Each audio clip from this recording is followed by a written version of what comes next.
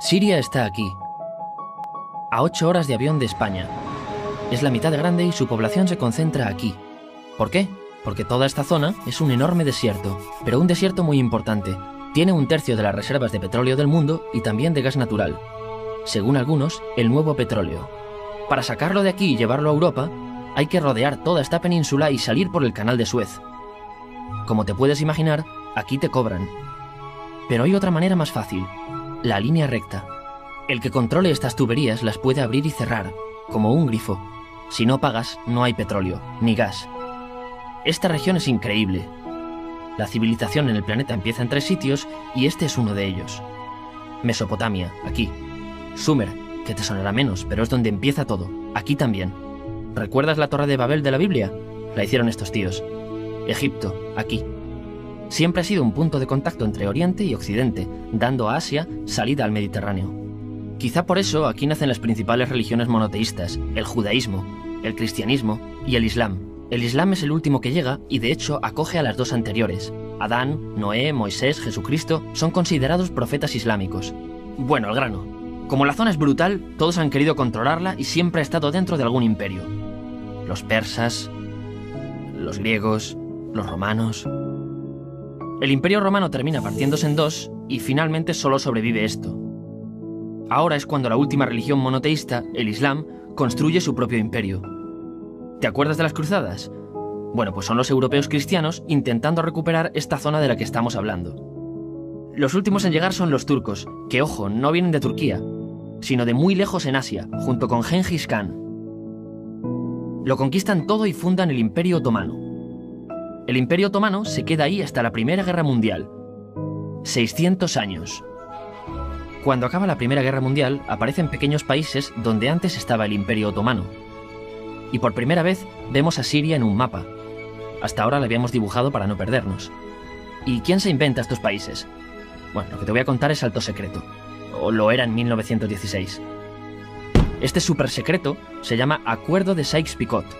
Los franceses y los ingleses no podían derrotar solos al Imperio Otomano. Solo podían si les apoyaba la gente que vivía dentro. En su mayoría árabes. ¿Cómo se los ganaron? Pues les prometieron la Gran Arabia, un país solo para ellos. El único problema es que era un timo. Antes de seguir, recuerda una cosa. Los árabes son un pueblo, pero no una religión. O sea, un árabe puede ser musulmán, puede ser cristiano, y antes del Islam parece que hubo tribus árabes con tradiciones judías. Bueno, pues a los árabes no les dieron ese único país que les habían prometido. En su lugar, franceses y británicos crearon muchos países pequeños. Estos países, obviamente, no eran países de verdad, sino zonas bajo su control, con gobernantes puestos por ellos. Durante este tiempo hacen lo que quieren con la zona. Recuerde que hay petróleo. Siria, aunque no tiene grandes reservas, tiene fácil salida al mar. Y Francia, que es la que se ha quedado con Siria, se lo da a compañías extranjeras. Después de la Segunda Guerra Mundial, los europeos se van. En el caso de Siria, son echados a patadas. Pero antes de irse, crean otro estado, Israel. No es el momento de hablar de ello, pero es un estado muy polémico que sus vecinos no reconocen. La prueba es que nada más irse los británicos, todos estos estados lo atacan. La zona, a partir de ahora, va a ser una bomba de relojería. Y mientras, ¿qué pasa en Siria? Bueno, pues no es muy estable. Tiene golpes de estado constantes. En esa época, aparece en Siria una ideología que se hace con el control y se expande por el mundo árabe, el Ba'ath.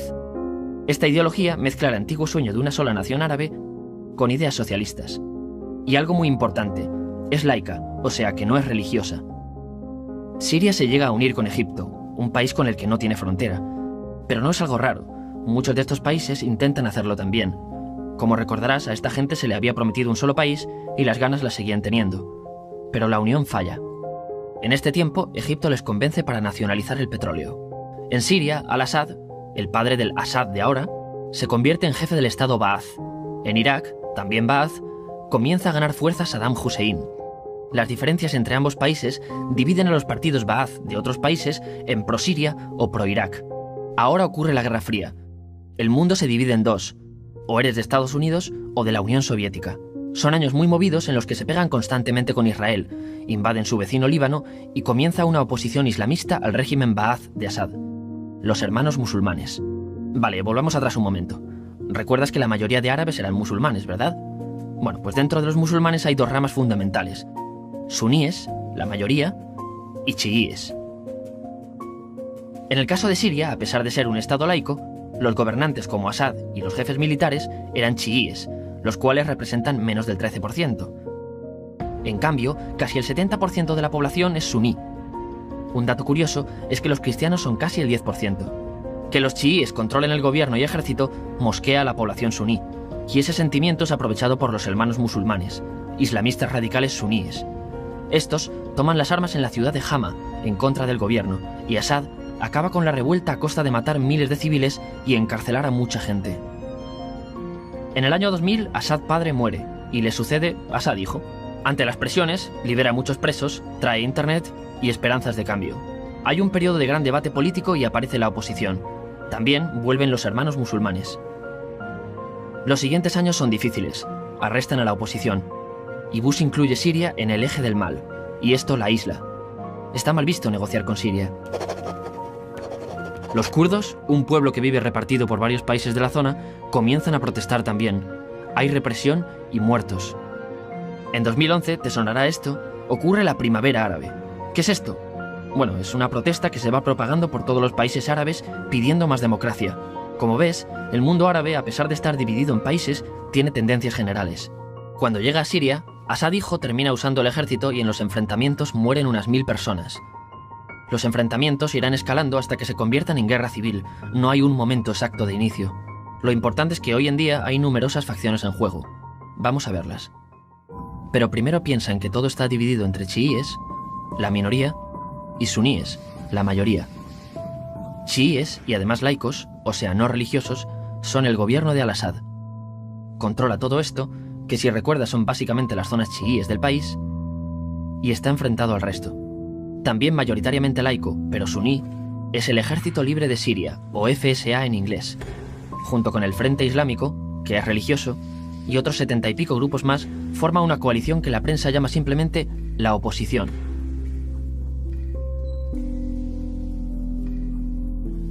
También suníes e islamistas, pero radicales, son Al-Nusra, llamados Al-Qaeda en Siria porque son básicamente eso, Al-Qaeda en Siria.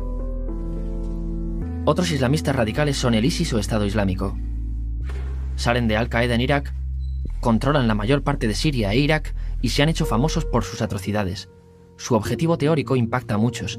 Es un Estado Islámico a lo largo de Asia, África y Levante. Aunque a ti ya te suena, ¿verdad? En naranja tenemos al pueblo kurdo, que recordarás porque el presidente Al-Assad lo reprimió, al igual que gobiernos de países próximos también lo hacen. Ahora controlan militarmente esta zona. Antes de terminar, repasemos los apoyos internacionales a fecha de octubre de 2015. Las fuerzas de Al-Assad son apoyadas por Rusia, que ya tenía base militar en el país antes del conflicto, Irán y China. Todos son países de lo que Europa llama Oriente. En contra de Assad, apoyando a la llamada oposición, luchan Estados Unidos, Turquía, Francia, Gran Bretaña y Arabia Saudí. Podemos terminar con algunas conclusiones. Te advierto que esto ya es pura opinión. Si recapitulamos, vemos que la región es estratégica. Por su situación privilegiada, todos la quieren. Siria siempre ha estado bajo el paraguas de grandes imperios. Piensa que hace 100 años la actual Francia era Francia. Gran Bretaña era Gran Bretaña. Pero es que hace 200 también, y hace 300 también, y hace 400 también. En cambio, Siria solo es Siria desde hace menos de 100 años, y solo se gobierna a sí misma desde hace poco más de 50. Además, jamás decidieron sus fronteras, se las impusieron. Europa dividió Oriente Medio a su antojo para controlarlo, diseñando países sin tener en cuenta su población. Muchos historiadores dicen que todo pueblo tiene la necesidad de manejar su propio destino, pero estos ingredientes que hemos visto juegan en contra de proyectos como la Siria Ba'ath, que encima usa la represión para mantenerse. En última instancia, lo que producen es una guerra civil. En este contexto no es extraño que aparezcan actores que se alimenten de la desesperación, el sentimiento suní de opresión y la visión de Occidente como invasor. ISIS usa la identidad árabe y la mitología de antiguos imperios. Cuando quieras entender el presente, pregúntate, ¿y el pasado?